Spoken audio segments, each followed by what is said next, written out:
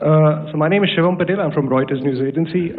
My question is, how many military targets in total did the Indian Armed Forces strike in Pakistan in response to the attack from Pakistan?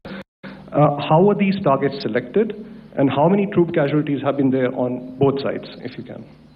So you're speaking of the targets that I mentioned in the wake of the attack at Pahalgam, right? Military targets, after full response.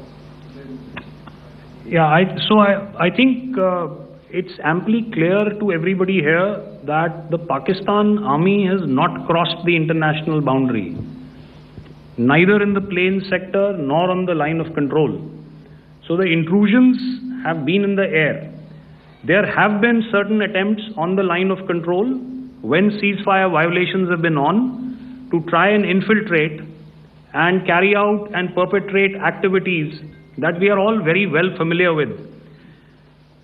Whether these are by terrorists or by the Pakistan army or its special forces and commandos is difficult to say, but each of these have been effectively thwarted. So therefore, as far as engagements of military targets on the other side is concerned, I thought Air Marshal Bharti covered those very well and in detail, and he also mentioned as to how they went about targeting those. I think those images were very clear and very, very graphic in telling us as to what we needed to hit. And you'll remember right at the outset I said that we even went into what was the construction in each of these locations and therefore decided on the vector that had to be utilized. Please. Okay, if I could add to what the DGMO has said, I have already detailed the targets. Now, whether it is X numbers or Y numbers that is immaterial.